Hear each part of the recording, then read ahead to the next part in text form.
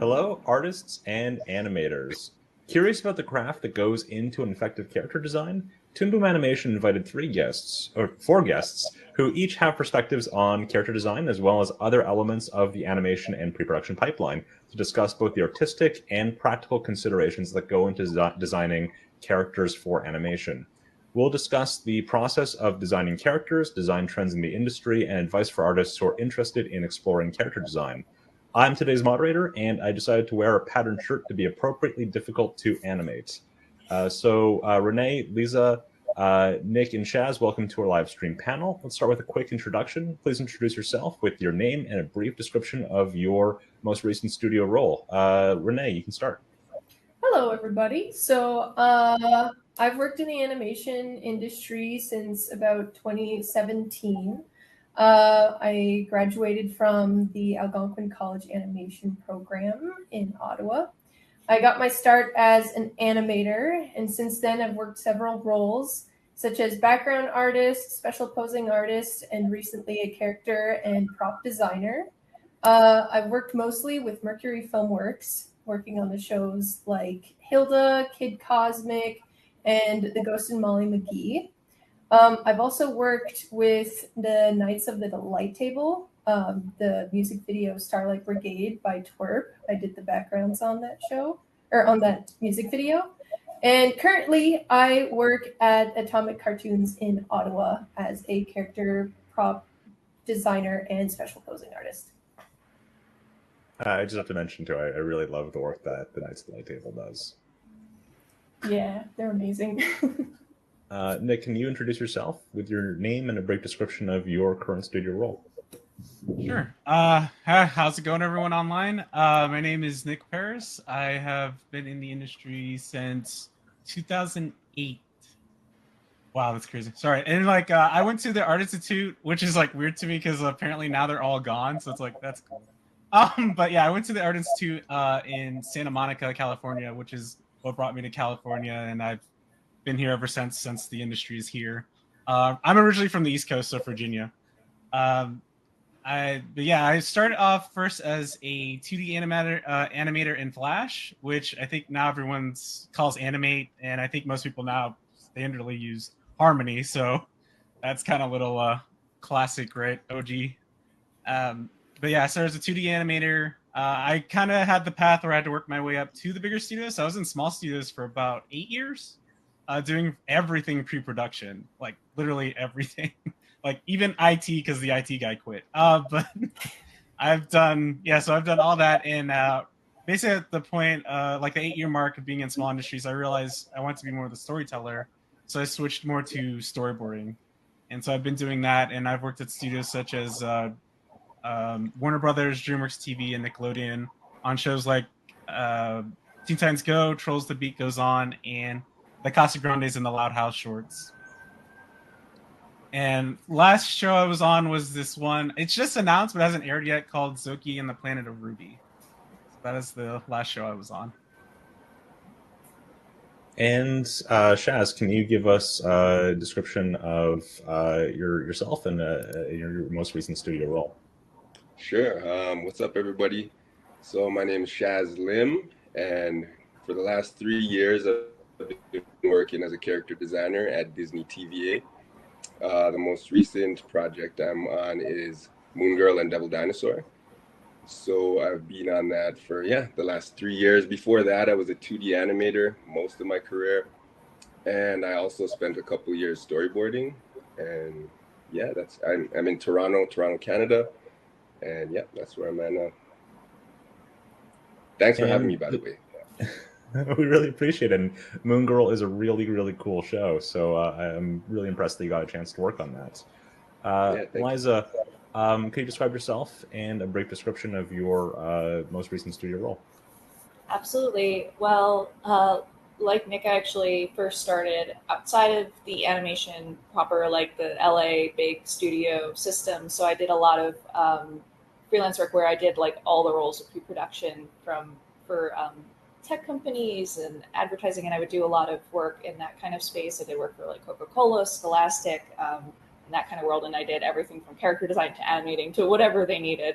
And that was my role back on the East Coast. And once I moved out here, so I've been in the LA animation industry for about 8 years and maybe 12 years total now, almost 12 years working in animation in general. But once I moved out here, I mostly focused on storyboards and then did a bunch of freelance and started directing and have done some supervising directing work, especially on shorts and development projects in the studio system. Most recently, I was boarding for the Avatar Studios feature.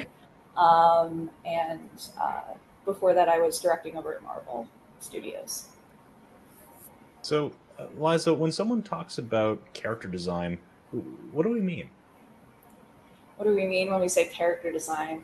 Well, character design for animation is interesting because it's not just about, coming up with the coolest character. It's about making something that fits the pipeline while still being, of course, visually appealing for the audience. And so when we think of character design, there's a lot of elements that go into it. And one of the most key things is making sure that it's animatable, which is why, of course, we have so many common house styles. Since I've worked on a lot of action series, Phil Barrasa's work is everywhere for a reason, and it's because it's an extremely animatable style. It's especially important because animation is often done outside of, in-house. Consistent line weight is extremely important. When you do more inconsistent line weight, it can become very complicated for the pipeline. So one of the things that you'll see is, why are the lines very similar in the characters, or maybe only the outline is thicker than the rest of the characters? Keeping those details consistent can be a lot of work. So making sure there's a consistent line weight is actually extremely important in your character design, especially when turning them or adding detail, and having that kind of language communicated throughout the production. Renee, in your opinion, how would you define character design? What is character design as a discipline? I feel like a character designer as a whole will kind of decide what shapes are most important to represent who the character is without seeing a text of who they are. You can kind of read, storytelling just by looking at how the character's been designed. You can tell whether they're evil or whether they're nice, or just by color palettes, what kind of emotions do we feel when we look at the character. And I also think that a character designer is someone who knows the ins and out of the character that they are designing. So they're really, really well constructed and planned out and drafted so that a production line of a bunch of people can replicate it based off of the Bible of the character. And Nick, do you have anything to add in terms of what the role of designing a character is? Bouncing off what they were saying, I agree with everything what they were saying. I know for me though, usually when I'm Well, because it's client based, so I'm usually designing what they ask. So I do actually have to read what, like one of my things is like let's say I get commissioned to do characters, like please tell me like a little bit what the character's about, and if I think I was even discussing this like the other day with some other people, like kind of like how characters always have sometimes will have the common trope, like whether it's like if they're the nerd or the jock or like the really smart one or um I feel like it's like Renee was saying, it was kind of taking that and then making sure visually all that shows from the description that you're given. But also at the same time too, sometimes I like breaking the rules and making it where it should be that trope and it's not. So like having the smart jock, like just kind of breaking it these days since you see so much of the same. But yeah, to me, like you were saying, it's basically like having good shape language, something easy you could draw over again if that's your goal to animate it or make it for comics. Just make it something streamlinable and easy to draw, and that people can relate to, just like you said from the design. I mean, that's how I feel about character design. I'm designing it. And Shaz, is there anything that you would add about character design as a discipline? Yeah, I also agree with everything that they were saying, but if I were to define it in the simplest terms, I would say we're taking a character from a story and we're providing the visuals for this character. We're trying to figure out what this character looks like. And we're also in this process trying to create appeal in the characters and also communicate their personality like as clearly as we can, right? So we'll use shape language and things like that to kind of push that personality and accentuate that personality. All right, Shaz, when thinking like specifically about animation, what are some design elements that artists should consider? As in designing for animation, I would say elements that we want to consider are, we definitely want strong shapes, right? And we want to push the proportions so that we create silhouettes that are very memorable, and like when you see that silhouette, you know that that's that character, right? We also want to focus on things like structure, right? Because we want to be able to turn this character, and we want to make sure that this character is animatable. We also want to pose this character out, work on things like gestures and expressions to kind of explore the character's personality. So gesture and expressions are very important in that sense, right? Because each character has a different personality, and we can see that with one line when we're doing a gesture, right? Like what direction we're going.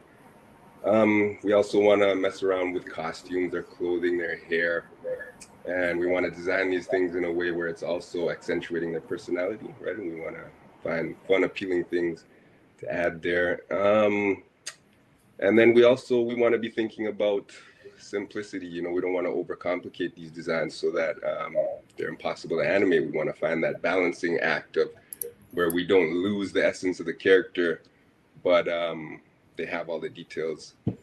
Like it's not crazy detailed and impossible to animate. That's a great answer. Liza, from your point of view, what are some design elements that artists should consider when designing a character for animation? Yeah, I mean, I think also Shaz covered so much that I feel like I would cover. I do feel like for TV and feature, there are different goals. So for TV, it's definitely that, easy to replicate kind of element. I think also for both, an element that's very important is volume. And actually the difference in when we see like a more rudimentary portfolio versus like a more professional portfolios, that consideration of volume within the character, mainly because they need to be easy to turn, but also understanding both shape and then also understanding anatomy and structure, but also learning how to simplify that. So again, when you are replicating it, it's easy, but again, makes it easier for the animation team to understand if I'm looking at this character logically, how can I turn them? How can I readjust based on, certain special poses or, in between. Of course, if it's a more stylized 2D animated show like Phineas and Ferb, that might be less true about like the volume, but generally speaking, especially as we have more and more 3D productions, volume is pretty essential. One thing that I wanted to note that I think is interesting about feature design versus 2D or television pipeline is actually, while simplicity is extremely true in TV, detail is actually extremely important in biz dev for feature. So considering like not just what the character is wearing, but the texture, the very texture of what the character is wearing. And so if like a character is wearing a vest, it's not just, is it a vest? What is it made out of? And finding that specificity is actually really important if you're doing more of a biz dev portfolio for a feature versus TV.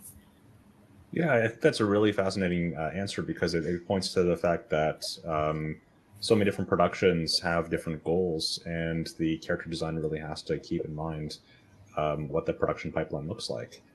So with that in mind, Renee, I really wanted to ask you, specifically focused on your experience with characters that are 2D rigged, what are some considerations that artists should have when designing a character for that style of animation? So without repeating too much of what's already been said, I have one really, really good one. This is like something that I run into a lot when I'm starting a scene, is what's the scale of the character? How big are they compared to other characters in the scene? Because with working with rigs, I'm just working off of like a thing that's already been built, it's already in the scene, but is it like, is the storyboard accurate enough where like I can just trace over the storyboard and be chill with that? Usually the storyboard's off and I need some kind of reference of just how big the character is. And I think that also like appeal, I think that was mentioned before. Things like scaling the character up, you'll see a lot more, you'll want to see a lot more details, so lines can sometimes interfere with each other if I've posed it out and whatnot. But yeah, that's my big one, is just scale being important. And Nick, from your point of view, what design elements should artists consider when creating a character for animation?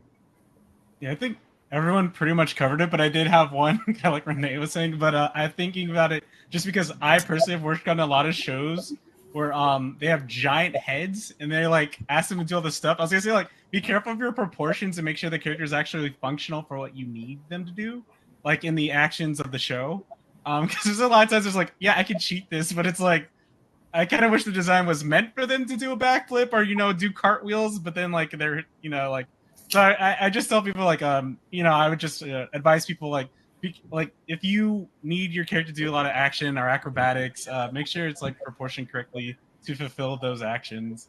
Otherwise, I mean, yeah, you can cheat it, of course, but it just like, it kind of cracks me up. It's like, do they see these characters that I have to work with when it's like they need to parkour up 5 buildings? It's like, what? Like, character can't even scratch his own head. But yeah, I just kind of keep that in mind, I guess. It's kind of the biggest. Yeah, I was thinking about that, because I mean, if you have a character with like a big head on, let's say, a new strip style character, and their reach doesn't extend to the top of their head, that would make doing cartwheels really difficult. Yeah, we do a lot of cheats. Yeah, but go ahead. I have like really great example for that is when I was posing on Molly McGee, the characters were hugging all the time, and so I would end up drawing the poses, and their heads were basically just lollipops that would just kind of like pop off of their body as they'd hug. It was really funny. We actually had a similar to you guys, because I feel like it's just anecdotal too, but my first job out here was on Disenchantment, which is the Simpsons style. And not only were we never allowed to draw profiles, that was like extremely important because they look so weird.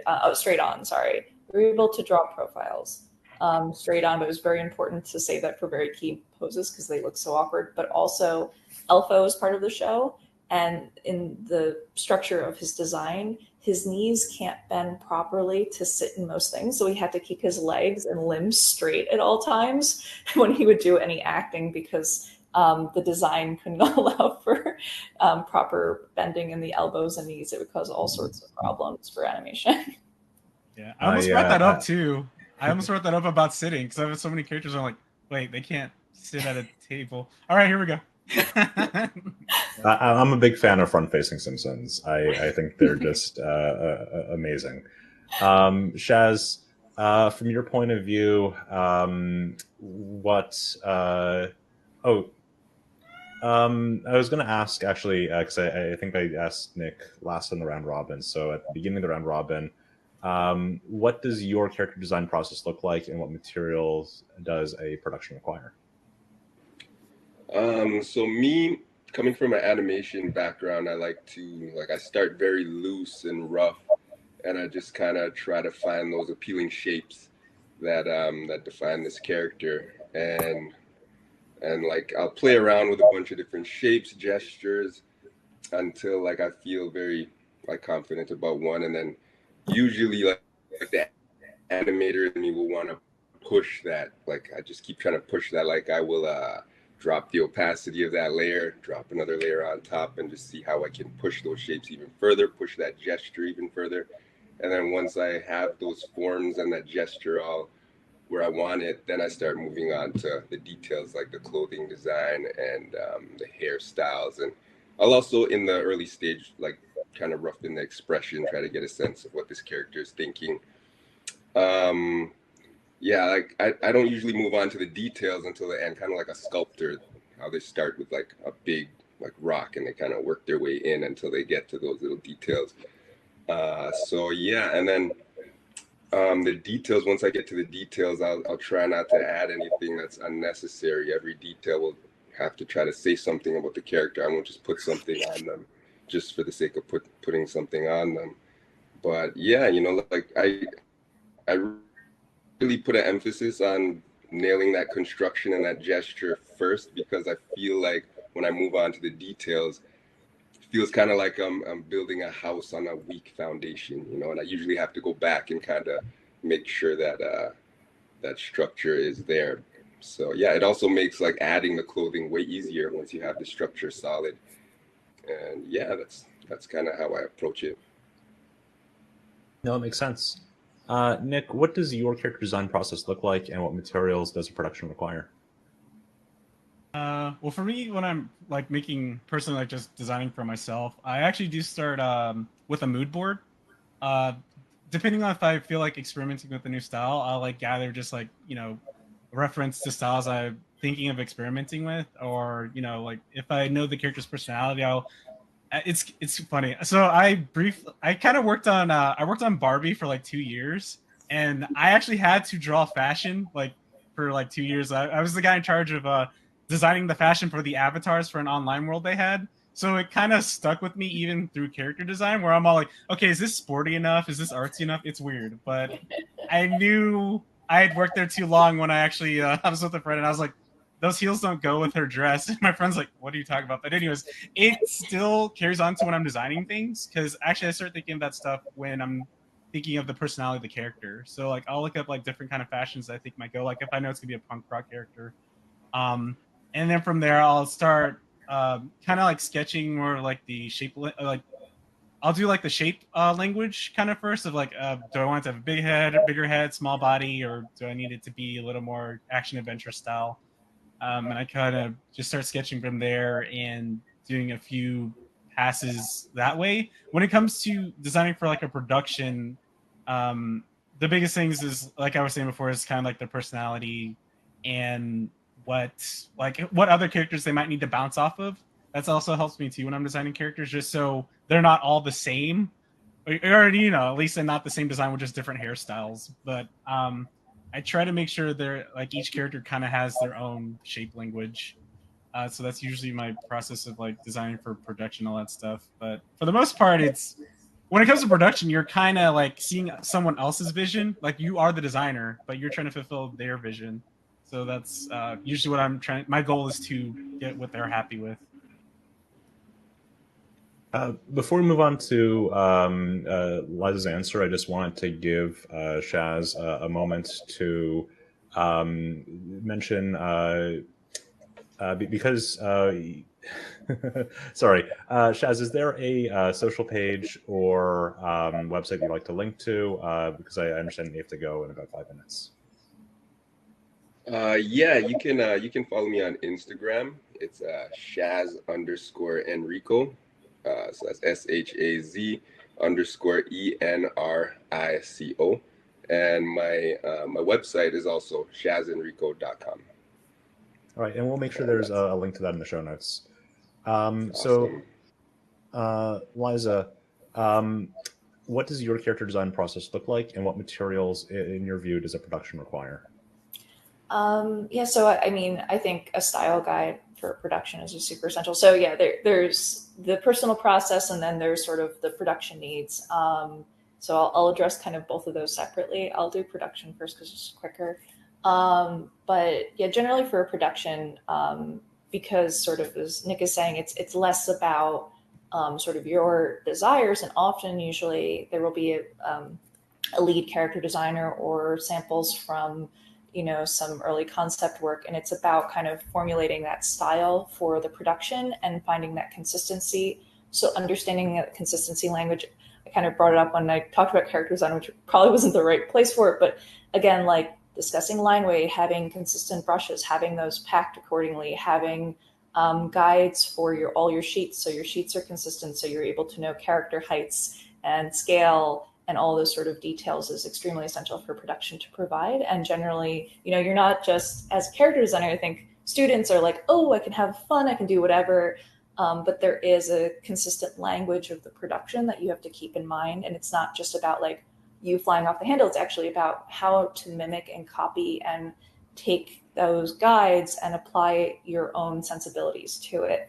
And again, most of when you're first starting out as a character designer, you're doing redresses, you're doing, changing some hair or putting a jacket on, and how to, in your own taste, when we were doing some short work, like we had to put character jackets on the characters that we had done, like, unjacketed versions of winter wear. And it was about how to draw and make that jacket look consistent with the style that we established in the original designs. And again, making sure that line weight is consistent, but even, the straight edges of the jacket and how that matches the character design versus like a more flowy jacket and a different type of design. So that's on the production sense. So making sure you have all that. And again, a mood board for that is also extremely helpful, being able to look at the designs. Honestly, tracing the designs from a show that you work on is extremely helpful to learn how they draw it, and then you will get better at learning that style. That is the secret of the trade, is we trace when we're first learning a lot of the production to make sure that we understand how the artist thought through their process. So I think that's a common trade secret. Sometimes tracing is okay. Obviously not when you're lying that it's your own work, but when you're practicing and learning and trying to understand where the design came from. So that, and yeah, you generally rough it first. I think big picture is very important, pulling back. My learning in character design actually came more from like a biz dev side versus like 2D animation production. So I still do silhouette sheets. That's like my common practice, where when I'm coming up with a character design, which is very video game design more so, but it's doing blocking in black first of the silhouette and figuring out what silhouettes feel appealing for the character, and then kind of going in and figuring out, again, the shape of the character, which is just, again, the gesture of the character, and then going in again and adding those details, and making sure you don't lose the strongness of the silhouette, the strength of the silhouette when you go in. So that's kind of my formula of each. And on personal projects, because I do a lot of publishing and stuff, I always think about what are the influences of the story, what kind of character designs reflect kind of the age group, the seriousness of the subject. So I do a range of anything from preschool and 8 to 12 to adult themes, and what designs reflect that is something I keep in mind a lot in my personal work, because I work the gamut. So it's a very long-winded answer. Yeah, I think one thing that stood out to me too is, like you mentioned, sort of I think this is a common problem along many disciplines of how do I contribute to a production creatively, but also keep things consistent with the production.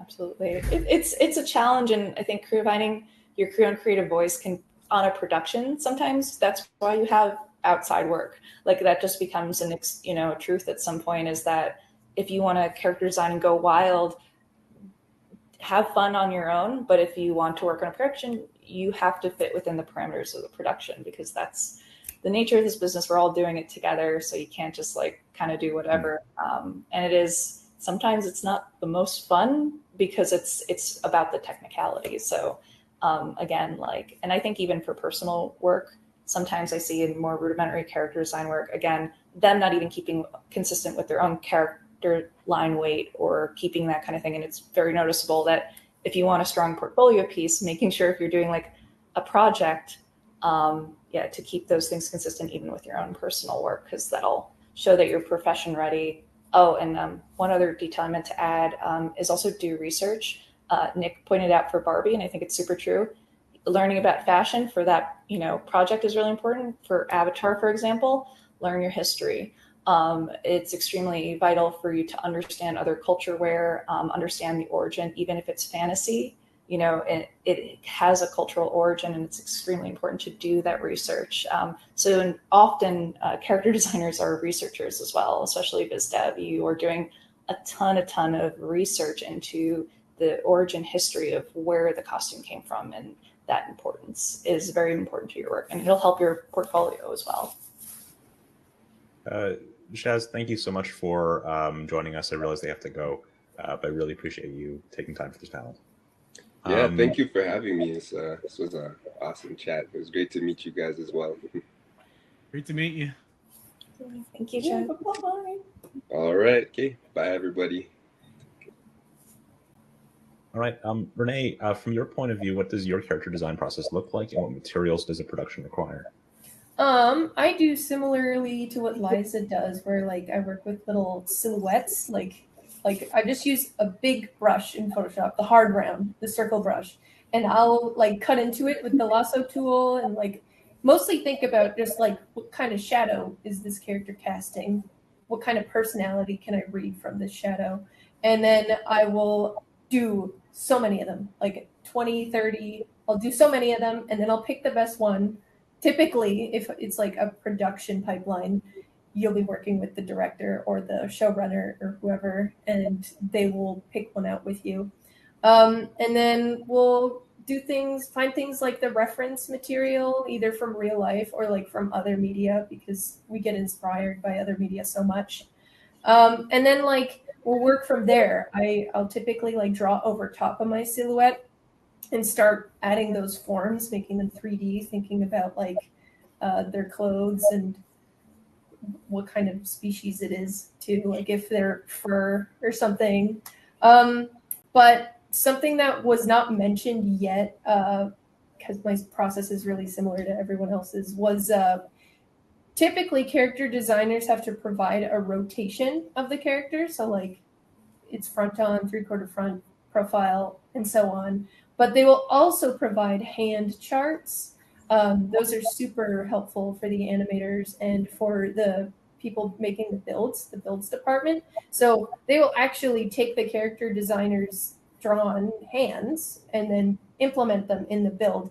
Same thing for foot charts. So like in a rotation, we don't usually see what the underside of their foot looks like. And that's a weird little detail that is super important to animators because they're doing walk cycles.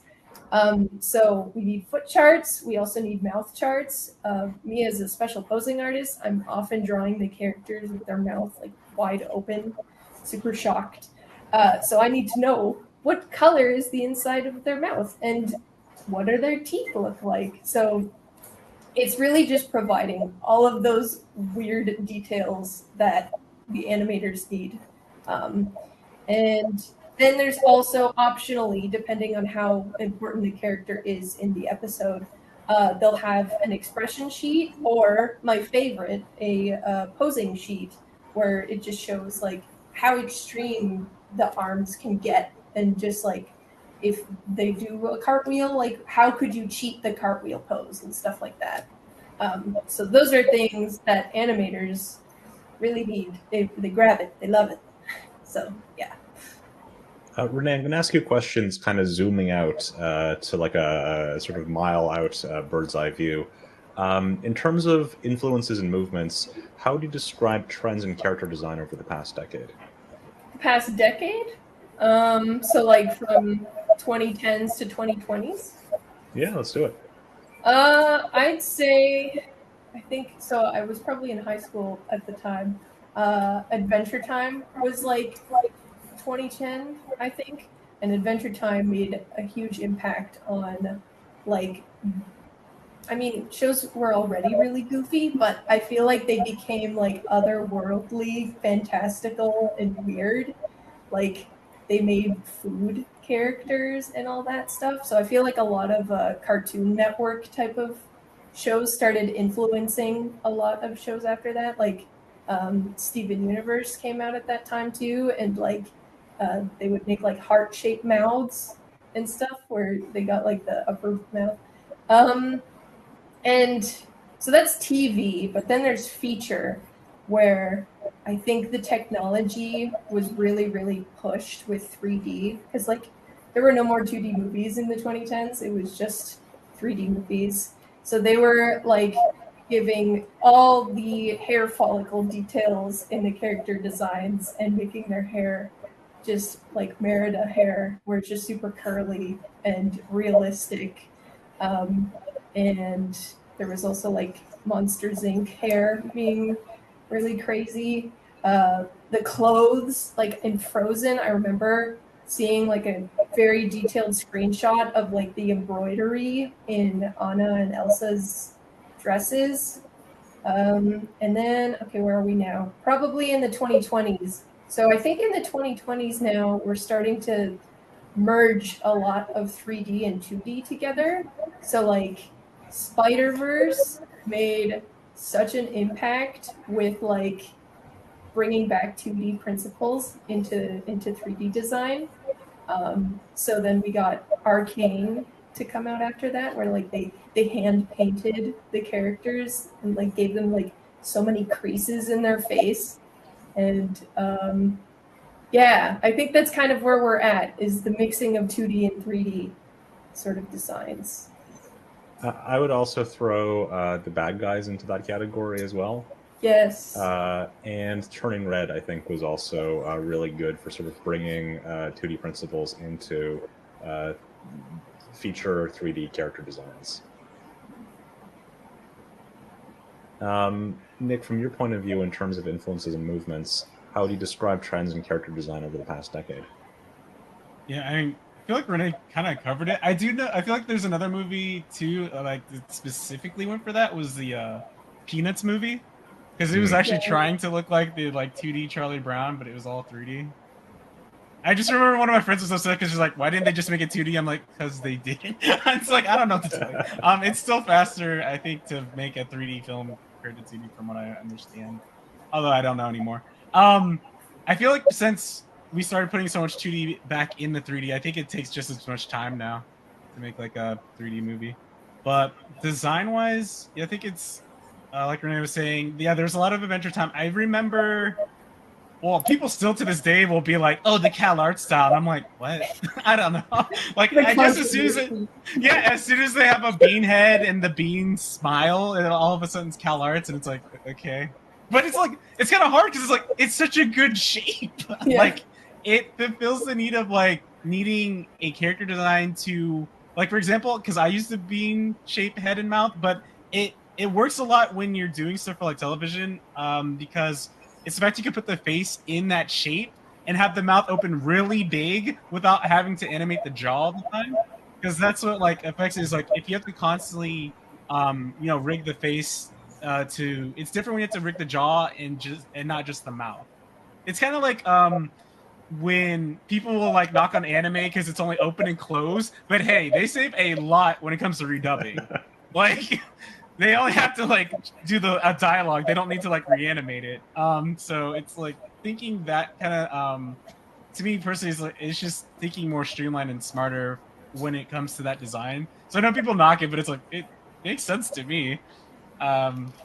Yeah, I think the 2010s was a lot of Adventure Time, Steven Universe, and then now I feel like what it is.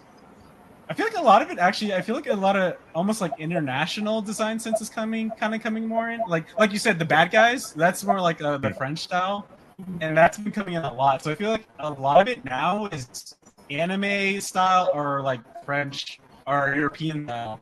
whereas before it was a lot of Adventure Time and Steven Universe kind of styles. I'm trying to think what else is out now. Gravity Falls, too. Yeah, exactly. Yeah, there's a lot of Gravity Falls. I know for action, Bruce Timm's style is pretty big, but it's like it's really easy to do, like, to draw this out and then do really cool action sequences with. So I kind of feel like the biggest point of like character design now is people are doing a lot more, almost like streamlined simple designs. You can focus more on like having them do cool things, without having to draw a lot of redraw a lot of detail to fulfill it. Well, unless you're talking about anime, they're crazy. Like, they can draw Gundams over and over. I can't draw Gundam once, but they're making it do like all this crazy epic stuff. Like, that's the one thing when it comes to character design. As soon as you say mech, I'm like, it's gonna be a while. I can do it, but it's gonna be a while. Yeah, no, to your point, I feel like a lot of people conflate animation and character design. I remember seeing people posting about, I don't like the animation on Thundercats Go. And I looked at like samples from that show, and the animation is incredible. Character designs are really simple, but like the animation, like in terms of what they're having the characters do and the movement, very inventive, very funny, very interesting.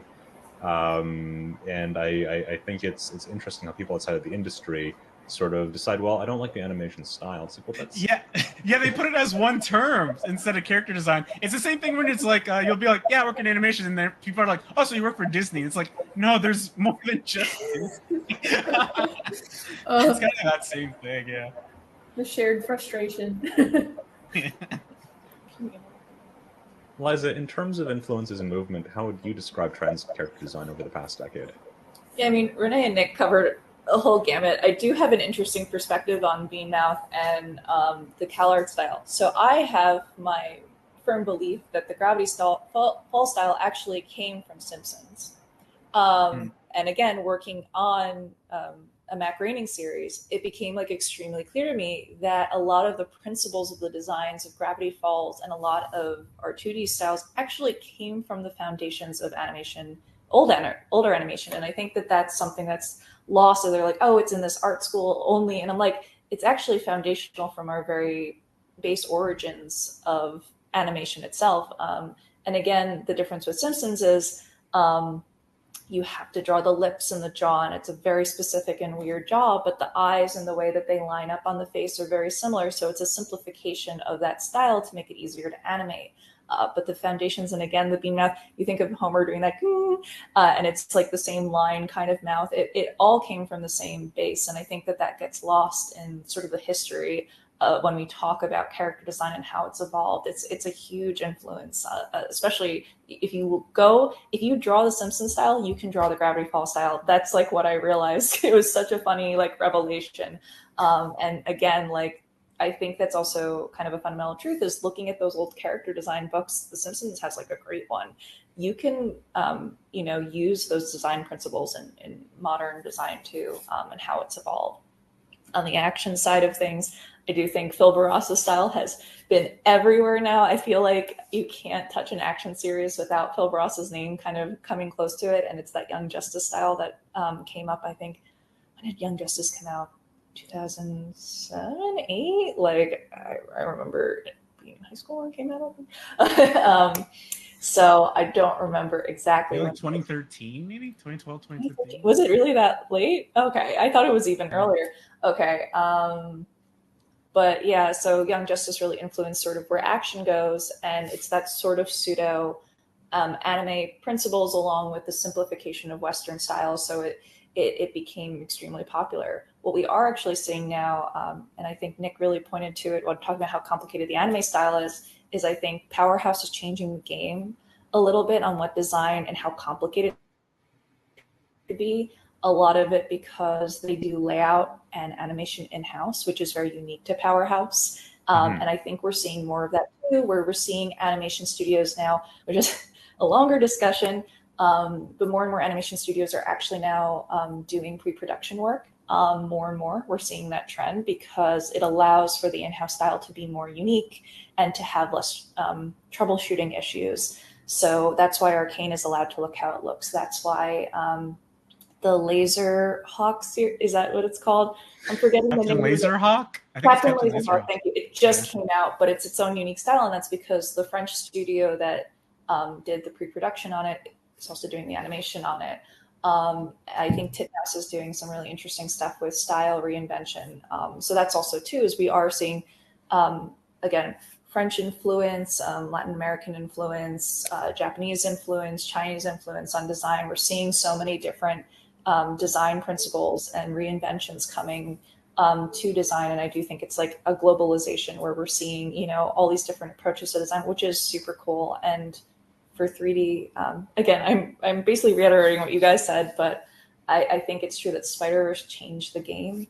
I mean, you couldn't walk into a feature studio without everyone going, okay, we're doing Spider-Verse. Like you couldn't, no matter how different the production was, it was so clear that it broke the dam of what 3D could be. I mean, one movie that wasn't pointed out, but I think is an extraordinary use of like how 3D is changing is the new Ninja Turtles movie is gorgeous, gorgeous and so cool. And again, we didn't have Spider-Verse. I think Nick is kind of doing the same thing where they're realizing, hey, if we have our own 3D production, or Paramount, not Nick, but it's kind of both. But they're doing more and more 3D in-house using the Unreal Engine, and it's really changing what 3D productions can look like versus having them, you know, outsourced, which I just think when you lose that communication, you lose sort of the freedom to be more experimental with your design. So I do hope it brings more animation back rather than the opposite effect that seems to be happening, because I do think that communication in-house is super vital and super cool to have. So I hope we have more communication, not less, but we'll see how things shake out in the next few years, because I think it's really cool to have that. I kind of have a theory about character design trends too, in that I think a lot of people who were told as animation students, like, hey, you can't draw anime characters or don't do that. I was one of those. Have now come of age. Yeah. I had a professor literally say, Nick, you're good at it, but this isn't going to get you a job. And now it's like, you son of now I'm completely cartoony. Yeah, because I was like, now I'd have to relearn how to do that again because I'm so like just cartoony now. It's like the opposite. I think our generation specifically, like where we all fit, like is that like traumatized generation where we were told that we couldn't draw anime. Because I mean, I went through the same thing. I started on Disenchantment when I first broke in here, but then like, you know, now I'm doing avatars, like literally like I'm finally, and they're like, I was like, finally I can use all the influences that I was told, but I almost wish I stopped drawing all that Naruto fan art. That's all I did. Add Korean for Studio Mer is another big one. Yeah, and they have a lot of international board artists and designers too. Like I know so many people that work from all across the globe for Mir. So even though Mir is, you know, located in Korea, they have artists all across the globe. I think that's also changing too, is animators are not just from the country that the studio's in. You know, you have international teams. Most anime studios are actually international artists these days, which is crazy. I think it's super cool. Liza, are there any character designs that you feel are either underrated or don't get discussed enough? That's such a hard one. I mean, I think I just brought it up, but the Ninja Turtles movie has great character designs. I'm super excited by that. I don't think it's underrated. Obviously, bad guys too. I have to think of underrated though. I don't know. I mean, I think it's so hard. I have to sit on this question for a bit. I can just bring up, like, in terms of my personal, one of my biggest like influences, inspiration is how Masaki Mamoru Hosoda, Masaki Yuasa I also love, and he does he does Science Saru, which I also actually do think Science Saru has brilliant character design. But in terms of simplicity, thinking of Hosoda's work, and Hosoda, he does more traditional design, but the thing that I felt when I was a kid, so this is anecdotally, I used to watch the Digimon series, was obsessed with it. And then the Digimon movies came out, and Mamoru Hosoda directed that. And I remember the hate online for what the movies looked like because the designs were so simplified. And as I got older and I understood animation principles more and design principles more, I came to further appreciate. I was like, kid us, were so wrong in denouncing what those movies look like. They're some of the most genius designs because they move so beautifully, because it only has the base shape language you need. They're almost all entire silhouette if you really look at them. And I think that that's such a genius principle for 2D animated film.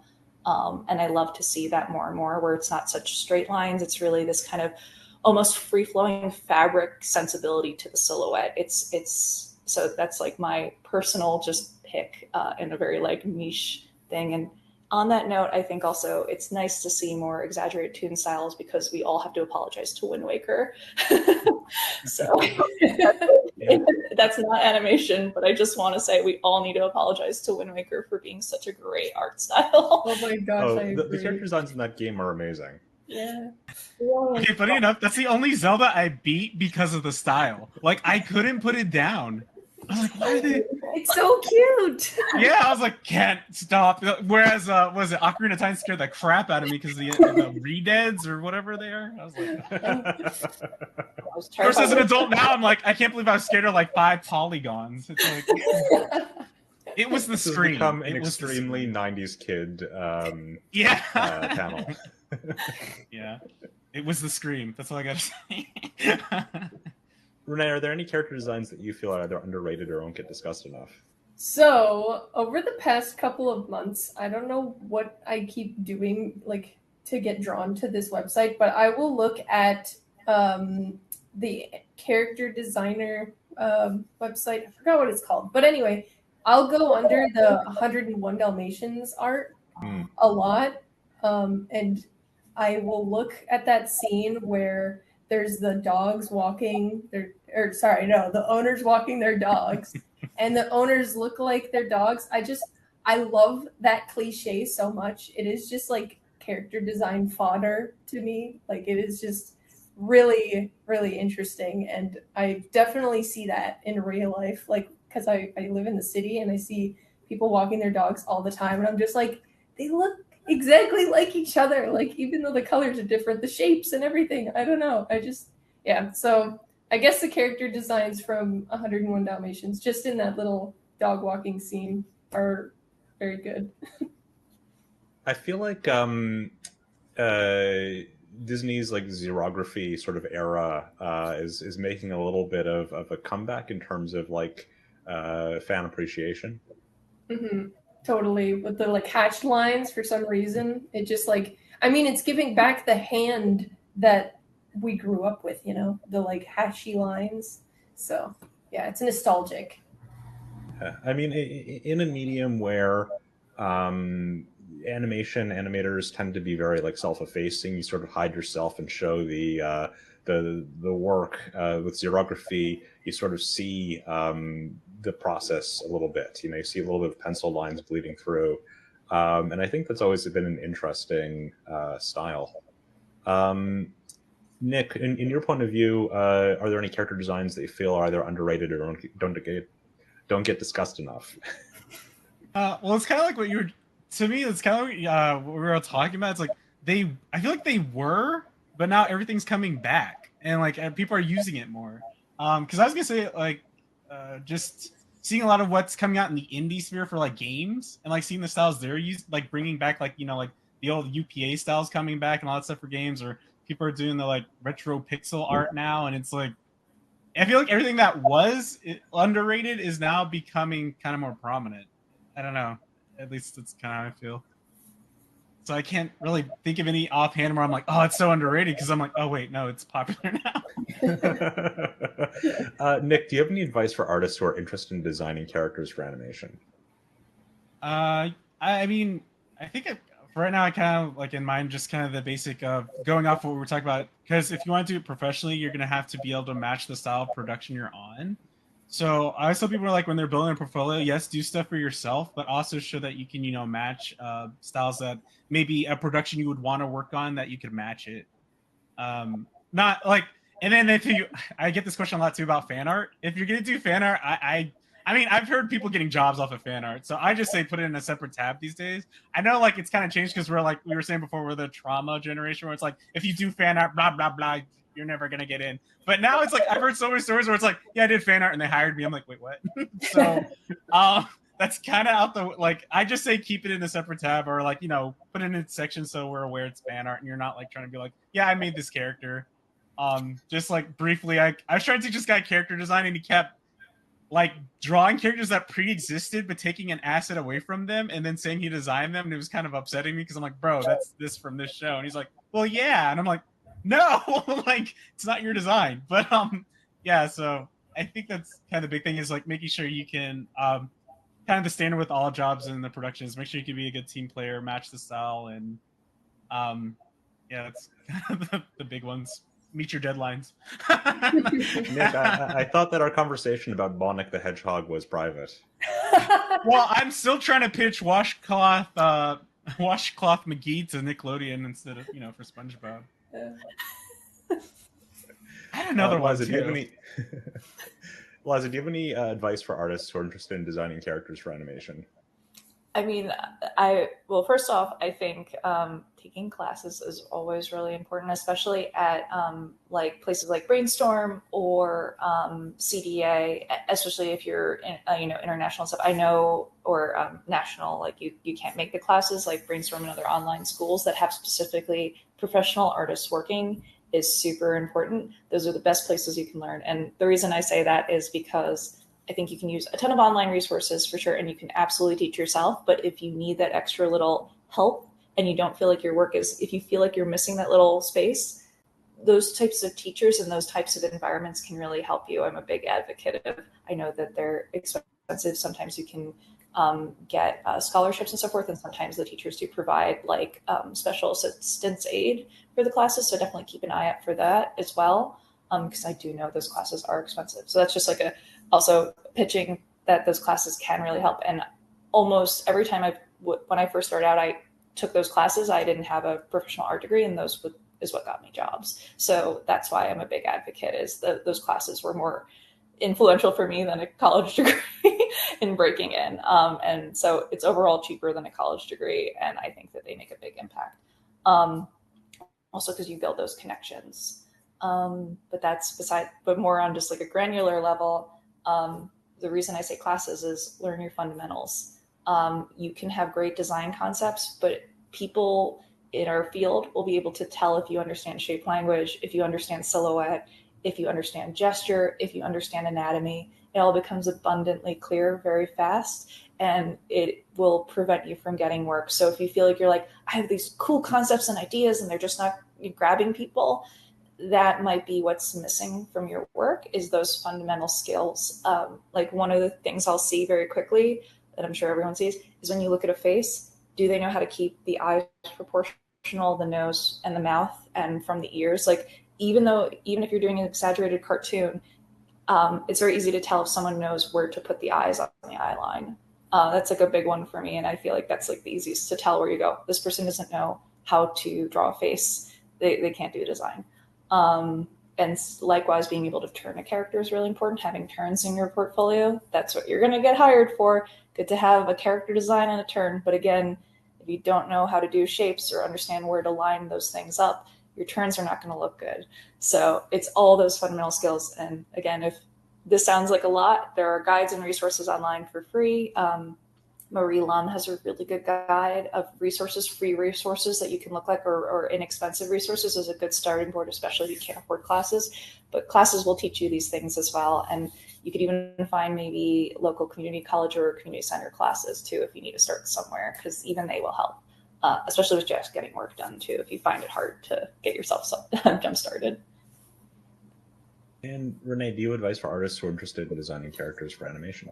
I'll bounce off of what Liza said. Art school, yes, big yes.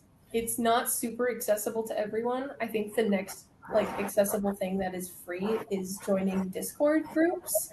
I know a good number of people who didn't go to art school but really wanted to learn one-on-one with people in the industry.